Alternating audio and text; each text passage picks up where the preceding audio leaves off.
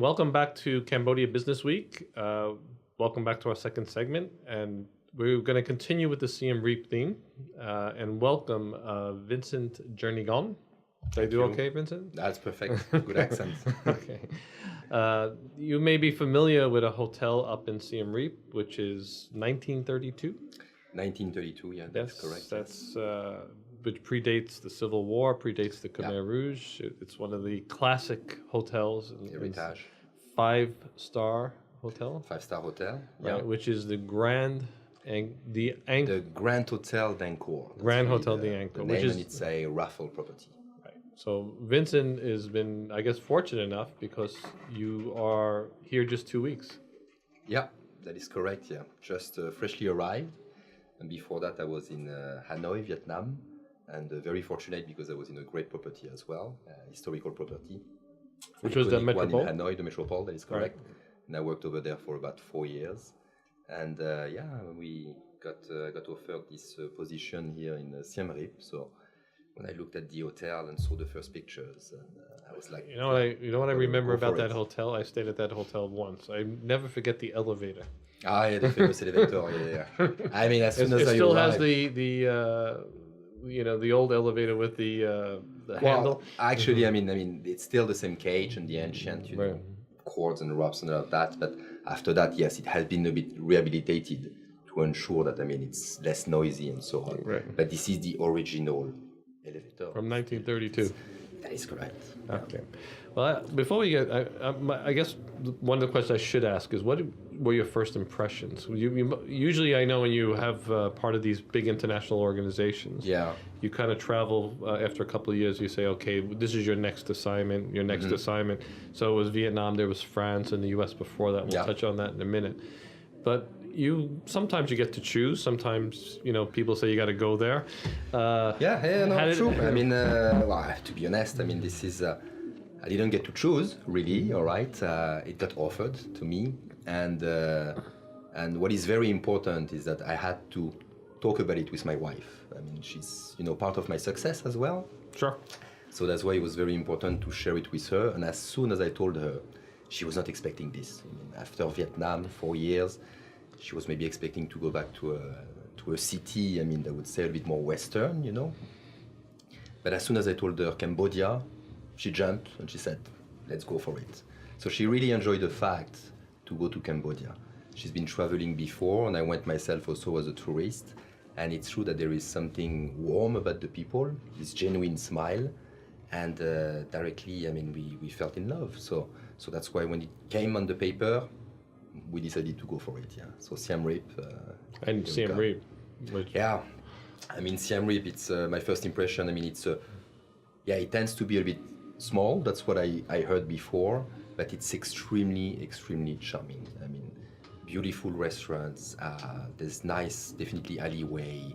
And what I like about it, it's the different colors, There is these green vegetations, and after you look at the dirt, some of the dirt roads, and there is this red stones colors. And when you have these colors plus the blue sky, this is just amazing. And this is not a picture that I used to see before.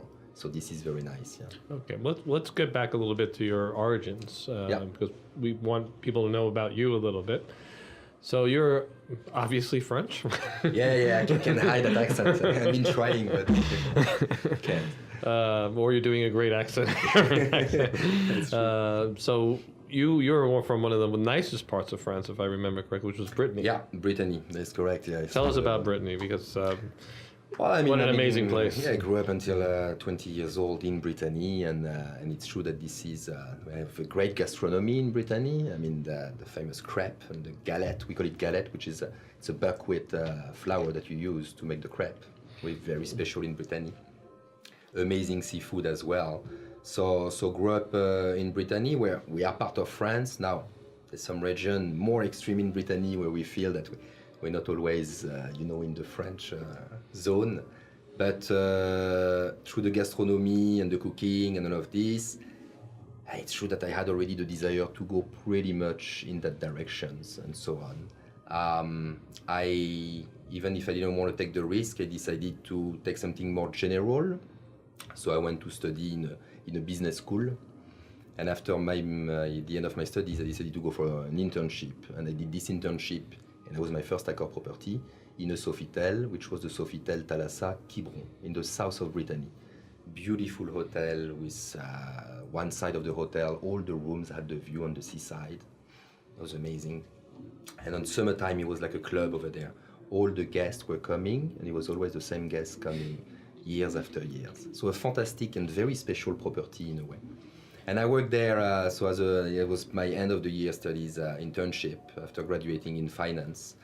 And I was starting to be behind the desk and doing this, crushing these numbers, you know. And I was like, no, it's not going to be for me. It's not possible. You didn't want to be an accountant. I don't know. I couldn't. I enjoy numbers and so on, but there was no way. So I told the GM at that time, I said, do you mind if I just go around and, and since I had all this culture about good food and seafood and crabs and galettes and all that, I said, can I spend some time in the restaurant? And this is where it all started, that little by little, I was doing less and less office work in this internship, and I decided to be more in the food and beverage. You want department. to interact with people. Interact with people, share experiences around wine, around food. So my background is really after that F&B. So this is where I started to really, with my career, where I just moved forward. So after France, I think you went to the U.S. Yeah. That's correct. That's usually a dramatic experience for a Frenchman. Yeah. I don't know. I always had the desire. I wanted to go to the US because I heard so many things, and and America, and you're always fascinated. You look at these TV shows and these movies, and you see these towers and New York and so on. So yeah, I decided to go to just try my chance. So I sent a couple of resumes, and you went to our nation's capital, which was Washington D.C. Now that's an amazing place in itself. I loved it. You know it yourself? Yeah, I'm American actually. Yeah, I know. But loved Washington D.C. Fantastic place, great to live. It was fantastic atmosphere, and I've been going through so many positive challenges back in Washington D.C. by doing 2 inaugurations for the presidents at that time. Which presidents? Well, I think we know it. Yeah, Obama and Trump? Or? No, so Obama and Obama. Okay. For his 2 mandates. He's too young to have done anybody else. And right? I know it was. There was such an energy around Washington D.C. with different. It was not only corporate guests, so that was very pleasant. There was a lot of leisure guests as well coming for the weekends, and that's where they did a very good job in D.C. by promoting, the museums and doing some city-wides and the famous cherry blossoms as well. So we had this mixed clientele, and I stayed quite some times. I mean, I stayed almost 6 years because I loved the city. Yeah. It's a very interesting city. At one time, it was a pretty dangerous city. I'm not sure it's still. I heard about it. No, yeah. I heard about it. I mean, the hotel was located on 15th, but I heard that just 20 years ago, you were just crossing one block and you were going on 14th Street, Northwest. Right. After 8 p.m., that was a dangerous place, but definitely not anymore. Well, one thing about Washington, D.C., which must have prepared you for further on and for here, which is Washington, D.C. is a fantastic tourist spot. Yeah. Although different types of tourists, I mean, because you're looking at recent history versus, I guess, ancient history. Correct. Very, very different. But at the time when I finished in DC, I had this desire to go to Asia because I just wanted to discover another culture. That was my point. But the GM who interviewed me at that time was looking actually for someone who had an experience in the US, because many of our customers in our 5-star market were American and from the US. So I had to adapt myself, of course, a little bit. Different leisure style. When you go to Hanoi, you visit the North Sapa, or you go to Halong Bay, and so on. And here, I mean, of course, you come to Cambodia, you got to visit the temple and Angkor Wat. So that's very important. So besides seeing 2 distinct tourist markets, being Washington, D.C. and here in Siem Reap, one of the things also that you've had a great experience is the classic legendary hotels. Yeah. The Metropole in Vietnam is one of the an icon. It's an icon, and so is obviously the Raffles here. the difference in work? I mean, working in a sort of a a Sofitel and a branded hotel across the world, and then being able to work in these legendary hotels.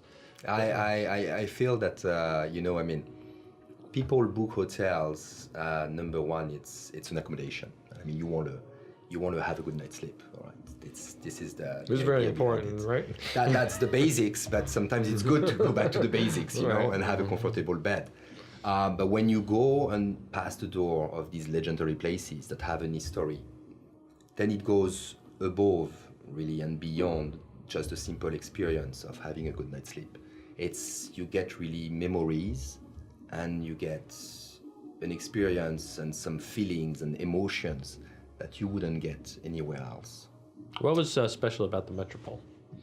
The Metropole is when you hear about, some of the famous guests that went through the Metropole, when you hear about the hotel went through the times and what happens, of course, and when you hear about the bunker that is actually close to the swimming pool and that has been discovered later, and the stories about John Bays, but I mean, you're drinking and having a drink in the evenings, and you have these lights, popping on the wall, and you could even feel like, Charlie Chaplin is going to walk, he's going to walk and pass by, Right.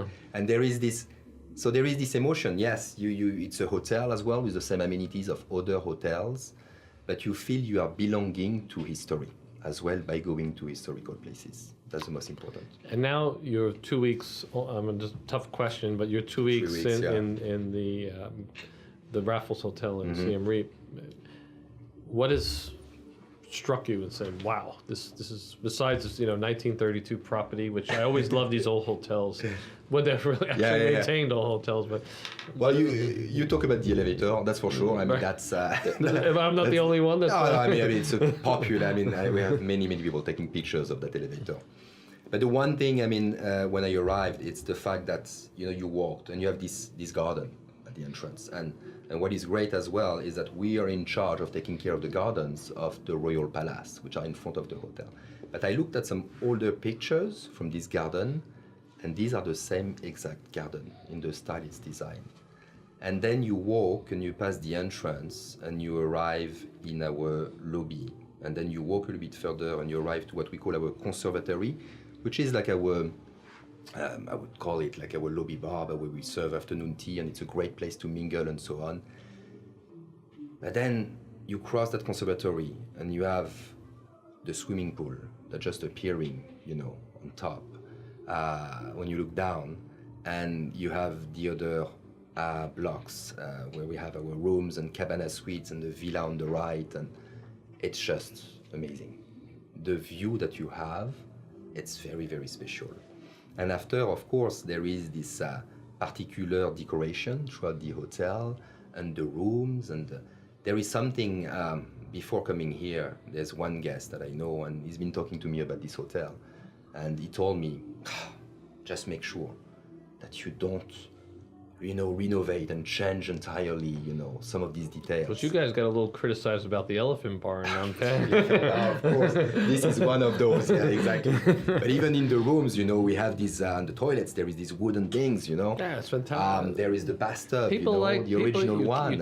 You can't really, around the world when you stay in hotels, they just tend to modernize. Correct. And these old classic hotels are very rare. It is. And you have this old classic hotel. Correct. And I do hope you keep. I mean, the Elephant Bar, I think, was to keep the spirit. A little bit over dramatic criticism by the market, and it still doesn't look dramatically different. But people were a little upset that it got changed from its old style. We're talking about the Elephant Bar in Phnom Penh. In Phnom Penh, yeah. It was before your time, so don't worry about it. I saw some of the pictures. No, of course. Yeah. I mean, there's still the spirit is there, but it's true that when you get used to something, and when sometimes you have a little bit of change. Yes, it's not easy sometimes to accept, but I definitely recommend people, to go pay a visit, because this is still a beautiful spot. Yeah, it is.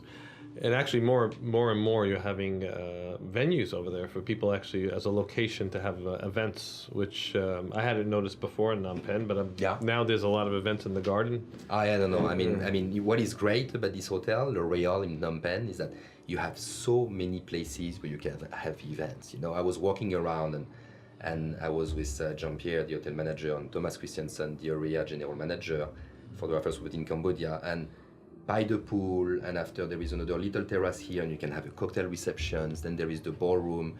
Then there is the restaurant, the Grand. But then there is also Le Royal, and there is also some private rooms right and left. So there's many places, a kind of secret places to hide, when you're VIPs. And this is great. And to be honest, for me, it's one of the best places to eat in town. You have one of the greatest buffets. Thank you. I love the rest. The Manivong, right? The buffet spread, the Manivong, Café Manivong is definitely the great buffet spread. Any special event I want to go with my wife, that's the special place we go. So that's fantastic. All right, let's talk about what's really been impactful, I guess, that's happened with the Raffles is certainly Accor Group. Correct, yeah. Has now put the Raffles in its family. Correct. Now, I got to disclose that I've been a member of the Accor Advantage Club for I guess the last 10 years. Yes. And have stayed in your higher end hotels and obviously your lower end hotels. And I just had a trip to India and stayed at the Ibis Hotel in Chennai, which I thought was... Well, thank you for choosing us. Yeah, the thing that for me about Accor, I know it has its budget brands and it has its higher end brands, is that you talked about the bed. Now that is one of the best beds to go to a hotel anywhere in the world. You know you're going to get that great sleep, even though the room's smaller. And the other thing is the people. The one thing I've always noticed about the Ibis hotels, and Accor's done a great job, is really training people to be very hospitable, attentive, and caring about the guests. Whether it's the maid when you come out of the room and says, "Hello, sir, can I get you something?" Or when you're sitting at breakfast. And in India was a great example because they insisted on telling me how every dish was prepared because they realized I was a Westerner. And so, this is a little spicy. This is so. What is the mission and philosophy of the Accor Group, and how does that fit in with Raffles? I mean, Accor Group is a large group. I mean, we are talking about more than 4,000 hotels, and like you said, I mean, different markets. You're talking about the Ibis, and after we have the brands like Novotel going above Mercure, and after there is also Pullman, and we have M Gallery by Sofitel. I don't know if you had the pleasure of staying in one. They did a beautiful job as well. So no, I mean, the philosophy of it's definitely, and Sébastien Bazin is definitely passing a clear message, but it's to be able to always provide an experience and for whatever budget, without forgetting the basics, like you talked about the bed. We choose a hotel to have a good night's sleep. Yeah, it doesn't matter if you're staying in a 5-star or a 3-star, you still want the attention. Correct. And you don't get a lot of attention in 3 stars around the world, trust me. That is true. But so around that, you guys have managed to do that. Yeah, around that there is this whole motivation, and it's coming from the top and it trickles down, but there is this motivation where we have passionate people and we belong to a group and we want to do well and we love it. And we move forward as well. There's a lot of innovations, and all the employees are really involved and they can bring their ideas, and now we're trying to go more and more digital and so on. So every project coming from the top, and all these ideas and this motivation pushing everyone, moving forward. It's creating this culture, this company culture, that just we want to do well as a brand and not only individual properties. So now talking about your questions with Raffles, yes, Fairmont Raffles and Swiss Hotel joining the Accor family. So this was a great news, especially to continue to expand and to mark more, to have more strengths, I would say, a stronger pillar in the luxury segment. That's definitely this. So it's going to be very positive. It's done on paper. Now the integration is going to be quite and how's it happening with the Sofitel Well, here? it's going to be quite a longer process, of course, in terms of integration. It's definitely is going to be done step by step. It has been started already, so now we're sharing more news in between hotels and so on. But yeah, it's a slow process because we have to take time as well to make sure that it's going to be successful. But it's a great opportunity if we're taking the brand like Sofitel to learn more from Fairmont and Raffles. And I do believe that, maybe some ideas as well to pick up from Sofitel for Fairmont and Raffles as well. So at the end, it's just, a luxury brand, some upscale brand that are just working together, more synergy, and at the end, again, to elevate the service. So do you have, how many properties now in Cambodia? You have the 2 Raffles, the Sofitel? That is correct, yeah. Two Sofitel, the one in Siem Reap, the one in Phnom Penh, and 2 Raffles as well. The one in. It's got pretty big presence. Yeah, that is correct. Yeah, no, and the 5-star presence. And the 5-star presence, yeah. So any plans? I think there was some plans possibly in Sinokville. I heard that you guys, Accor is planning to do something. You've heard about this already, yeah. Well, everybody's kind of. If I heard about it, everybody's heard about it. Because in Cambodia, well, there hasn't been. It was a Meridian, right? A clear announcement, but there was some talk about Novotel property in Novotel Sinokville, property, which is great again for the market because the European travelers that know Accor brands, very often you look at some popular brands that will make you visit a place. So looking at Sinokville and now knowing that there could be a Novotel, that would be definitely positive for the city. I mean, there's no doubt this shouldn't be discounted that people are loyal to some brands. I'm loyal. Every time I look at anywhere in the world I'm going, I go on Accor Advantage and say, okay. Thank you. Yeah, which hotel am I? I'm part of Starwood as well, but I tend to stay with Accor. And I think one of the things that strikes me about Accor is putting the hospitality in the hospitality industry. So what kind of training do people get? I mean, because I'm impressed when I go to these hotels at just how good the people are.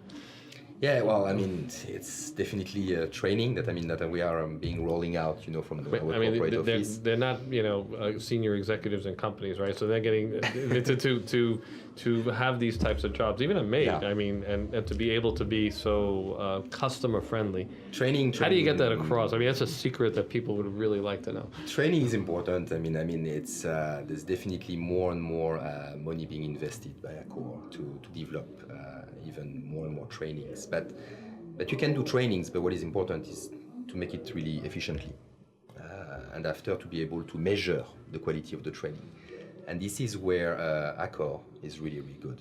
I had to keep the level up because I noticed when I travel to Singapore, maybe every 6 months or so, the same guy behind the counter there, and it's like really the same type of great service that I get. And you need to know. I mean, maybe you're not aware, but we have audit.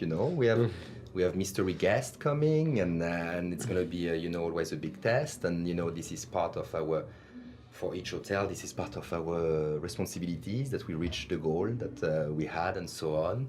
And there is great programs now which we do for the GM levels, to be able to become a GM or whatever. So there is some again a program where you can call the GM Pass, where you can take a class and you have a mentor and so on.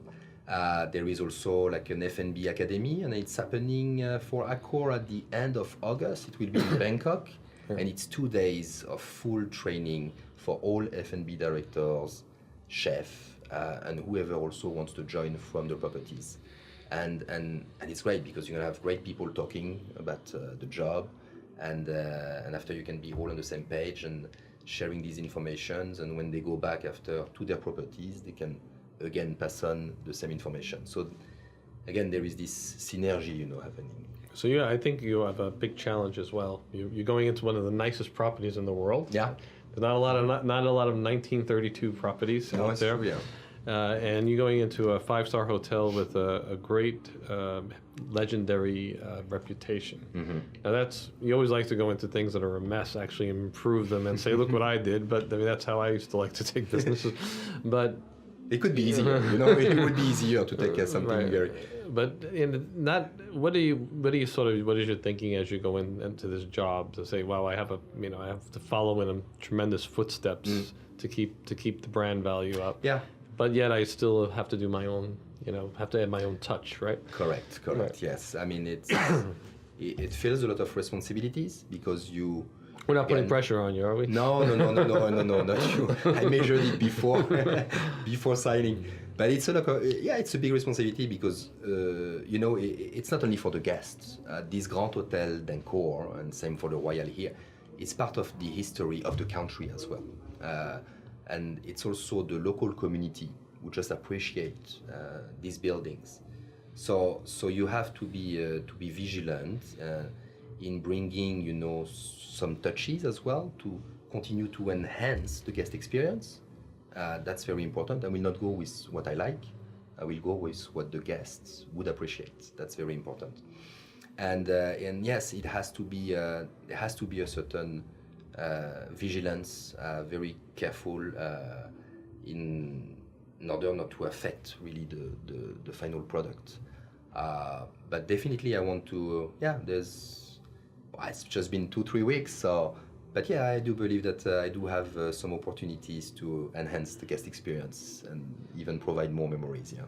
Okay, so you've been traveling around Cambodia. I'm going to ask you our famous last question. Yes. And I could ask this to you because you're not only now working here, but you were actually a tourist here before, right? Mm-hmm. So what do you love about Cambodia, and what would you like to see improved? I would say that, and again, I would love the fact that, really on the personal note, or personal. This is personal. You don't. Right. You can take your corporate hat off now. Okay. Well, now I'm gonna be honest. I mean, I don't have sufficient background to really tell you something that I would like to change. You haven't been here long enough yet. Well, the only comment I could make it would be just about Siem Reap, because I spent more of my time in Siem Reap. Just been here for 2-3 days. I just want to make sure that Siem Reap is a beautiful place, and there's great things to visit, and there's so many things again to discover more. Just want to make sure that we go in the right directions, and that the authorities and whoever involved in tourism, that we are choosing the right direction to develop Siem Reap, because we cannot be on all different markets and bring sometimes some luxury segment and sometimes a bit more mass. And so right now it's okay, because I believe that Siem Reap can handle it, the temples can handle it, but I'm really talking about the future, that it needs to be well thought. More attractions, I think, would be helpful. Yes, right? and there is. That's what people need to know. I mean, when you come to Cambodia, it's not all about Angkor Wat. There's so many things that I'm discovering by talking with people that there are so many beautiful places in this country. Sure. So. I mean, people undiscovered here, like Mandalkiri, the waterfalls. Exactly. The Kulin forests and mountains. Kenpat and Kare. Is that Kare in the south as well? Or you can eat some... Kep, yes. Sorry. This could rival your Brittany crepes. Okay, well, we'll see. We'll have to check that. Well, Vincent, thank you for coming on. We wish you the best of luck. So if I could say that the temple itself in Siem Reap has got to be one of the most incredible experiences that one could have. I've been there many times and just totally touched. Got to see the sunset. But if you really want to get a real total Siem Reap experience, you have to stay at the 1932 Raffles Hotel, which is and take the elevator and and enjoy the food and enjoy the gardens. As Vincent said, it's sort of brings back to just memories of old times sipping a martini around the pool. And it's a continuity, because you visit the temple, you visit, you are in this history and this past, and when you return back to their hotel, there is this continuity, and you just continue your whole Siem Reap experience. Just takes you out of the modern world and just puts you back into 1930s. Yeah. And good luck. We hope Thank you. We hope you have a very successful career here, and come back on in 6 months or a year and tell us how you're handling it. I might have more to say then. Thanks a lot. Thank you, Anthony. Cheers. Bye.